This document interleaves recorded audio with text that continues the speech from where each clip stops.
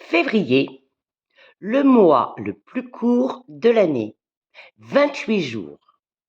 Pourtant, février devrait compter 30 jours. Vous vous souvenez comment on compte les jours des mois sur la main? Bosse 31, creux 30.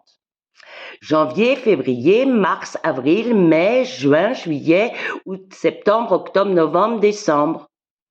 La preuve est faite, février tombe dans un creux, donc 30 jours. Mais pourquoi n'en a-t-il que 28? C'est une affaire d'empereur romain. Juillet, qui est le mois de Jules César, compte 31 jours. L'empereur Auguste, qui a donné son nom au mois d'août, évidemment n'en veut pas un de moins. Mais comment faire?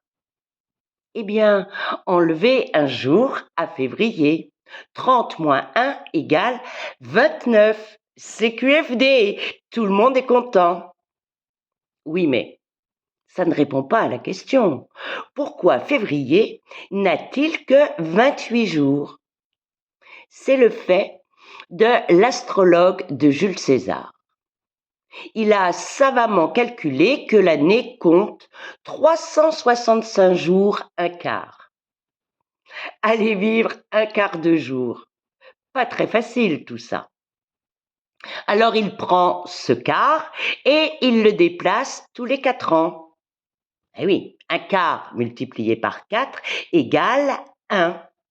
Donc tous les 4 ans, février compte 29 jours. Ce sont les années bissextiles. Et les 3 années précédentes, février compte 28 jours. 29 moins 1 égale 28. Vous m'avez suivi? Bon, laissons tomber tous ces contes d'apothicaires et laissons février s'exprimer. Février est un mois très sympathique.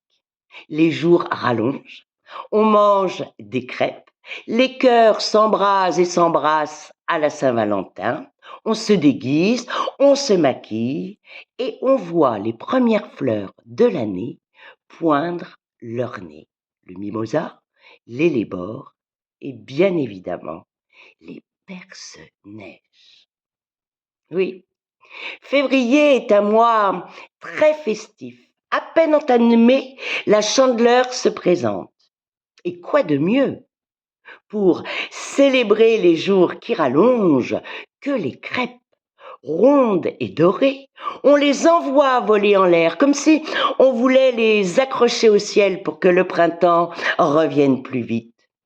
Et puis, dans la main, quand on les fait sauter en l'air, on tient une pièce d'or pour être sûr que la richesse va nous sourire toute l'année. Ah, vous n'avez pas de pièce d'or? C'est pas bien grave. 1 € fera très bien l'affaire. À la mi-temps du mois, 2 nouvelles fêtes se présentent. Une à date fixe, la Saint-Valentin. L'autre se plie aux fêtes chrétiennes, Mardi Gras. Saviez-vous que la fête des amoureux a pour origine l'emprisonnement et la décapitation de Valentin de Terni? Les Romains à l'époque ne plaisantent pas du tout avec les chrétiens. Notre Valentin a une réputation de grand guérisseur, de faiseur de miracles. On vient de loin pour se faire soigner. Et guéris et convaincus, les païens se convertissent au christianisme. De plus, Valentin ose bénir secrètement des mariages chrétiens. Là, c'est la goutte d'eau qui fait déborder le vase. L'empereur Claude II n'y va pas par 4 chemins. Il fait emprisonner l'homme et sa décapitation a lieu un 14 février. Pour Mardi Gras, c'est une toute autre histoire. Vous connaissez le principe de la cocotte minute. On pose, on tasse, on restreint, On enferme, on met sous pression. Et ça monte, ça monte, ça monte. Eh bien, c'est à peu près l'histoire raccourcie du Moyen Âge. D'un côté, les serfs, de l'autre côté, les princes.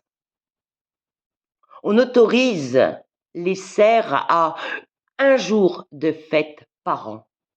Et là, il faut bien dire que le peuple s'en donne à cœur joie. Il transgresse toutes les lois morales, tout l'ordre social. Il se déguise, il se travestissent, il mange et mange encore des crêpes, des beignets, des pennones, des beugnes, enfin, qu'importe le nom que l'on donne à toutes ces douceurs. Elles ont toutes une base commune, une pâte que l'on choisit de faire frire ou de dorer dans une poêle. Février, je vous l'assure, est un mois très festif. On célèbre le renouveau de la vie et on se souhaite abondance, amour et impertinence. Bon mois de février à tous.